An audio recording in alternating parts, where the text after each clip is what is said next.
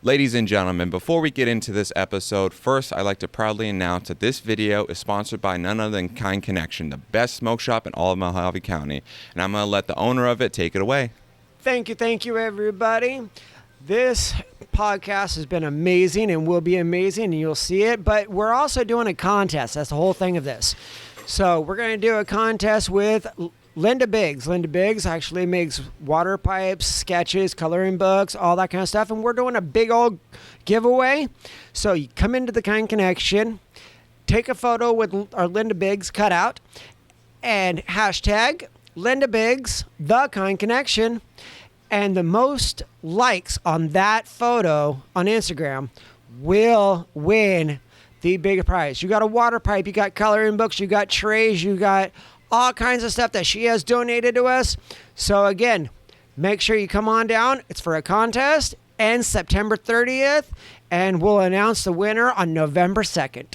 Be kind. I'm glad we did this because, again, first one. I've been trying podcasts. You know what? I probably have 50 reels of just me doing stuff, and I'm afraid to actually publish them. I know. That's how I am. That's why I usually don't do episodes by myself, because I'm like, I'm going to have so many gaffes. My speech impediment is going to come out. I'm probably going to say something really stupid. But no, that's why I like having guests on too, because it makes it so much more fluid and so much more fun to kind of bounce off somebody else. Well, you have somebody to have a conversation with, you know. I followed this one guy out of, he owned a CB company up in Vegas. Mm-hmm. And his podcast was sponsored by a CBD company. And I was following him and all that stuff. And that's what led me into wanting to do a podcast, because I wanted people to be out there and know the truth.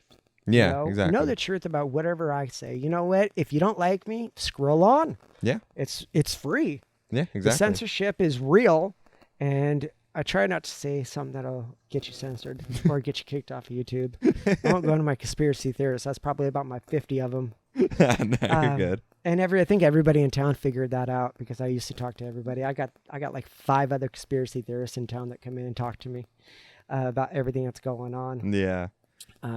And that's why too I do the intro. Like, I'm not an expert in any of the crap I talk about, so take the shit I say with a grain of salt. Because it's true, I'm not an expert. I just do a lot of reading. I read textbooks. I read stuff on history, philosophy, politics. Like, the first textbook that I read was Advanced American Government. Nice. That's why I feel a bit more confident to have conversations on politics and whatnot. But I still, at the end of the day, like, I have 2 goals in life. One is to learn everything. That's never achievable, but that's the point. I'm always going to be hungry. I'm always going to be motivated. I'm always going to have incentive to keep pushing forward. And then my second thing is I'm going to change the world. And mark my words, I'll make that happen. I'll be right along there with you, right beside you. Yeah. Because we're going to change the world one day or another. Exactly. So I have probably about 15 books on my next to my recliner. And I sit there and I'll scroll through some social media site, whatever, and I'll hear some guy talk about a book or whatever, and it'll spark my interest and all that stuff. I'll get on Amazon and I order it. Yeah. But I got like 15 different books all the way from history to politics, to Don't Cut the Indian Down.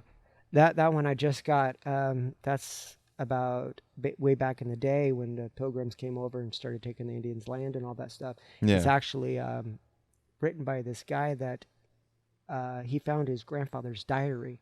Oh, wow. His grandfather was one of the Pilgrims.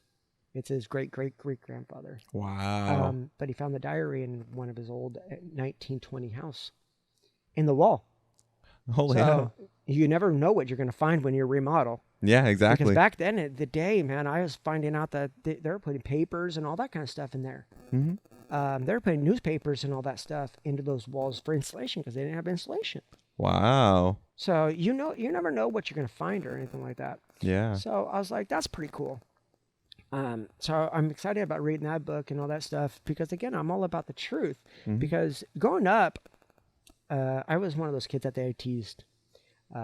They told me I couldn't read and all that kind of stuff, and told me I had to go to the resource classes and all that stuff. So I never took history until 6th grade. But my stepfather, as a truck driver, stopped at one of the first pilots in California to fill up his rig. And he saw this history book that goes all the way back to 1910. That's when it starts, and it ended up, I think we were somewhere in 84, 85 at the time. So I read that book, but that book tells a lot about the truth, about who died, what happened, and all that stuff. It's not in our kids' textbook anymore. Yeah. So what is going on?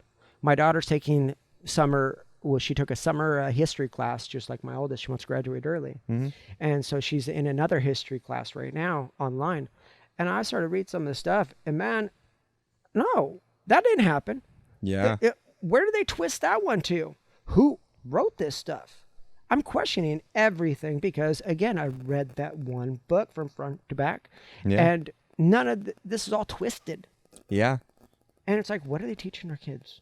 Exactly. That's why I don't just read books from this time. I have books from the 1900s, from the 1800s. I have books dating all the way back to ancient Greece. I have Utopia by Sir Thomas More. I have The Republic by Plato. I have stuff by Socrates. I was going to mention too, a good book I would recommend for you is Special Ethics by Joseph P. Sullivan.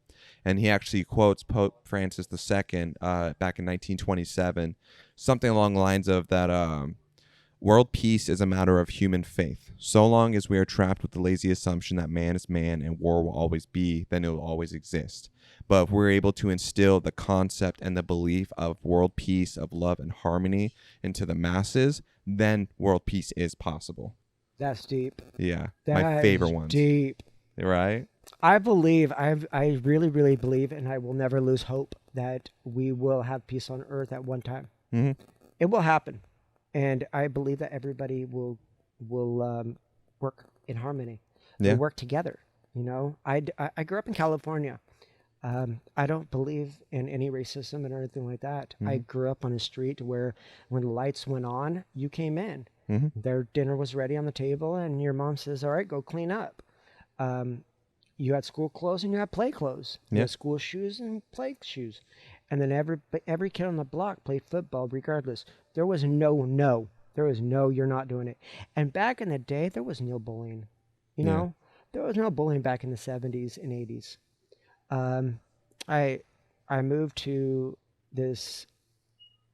moved from Highland, California, mm-hmm. where there is anybody and everybody that wants to live there. Okay. Mm-hmm.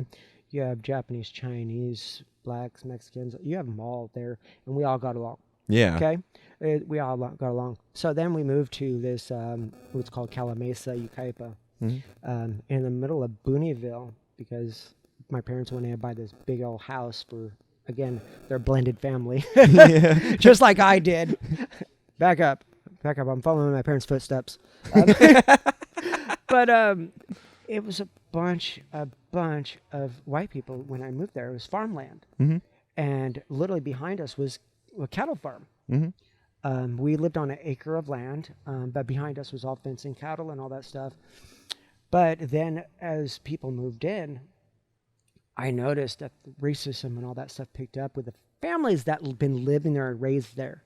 Not like by me or my brothers. We got along with anybody and everybody. Yeah. And we started questioning things. The biggest thing was I got into the middle of when it was Rodney King fights, the riots and all that stuff. Our school battled that. I was in middle school, and we had one black family, and half the school was whites, half the school was Mexicans. And they all met on the football field. And I walked out on the football field, and I'm like, seriously? What are you guys fighting about? What are you guys fighting about? It's a parents' fight, not ours. Mm-hmm.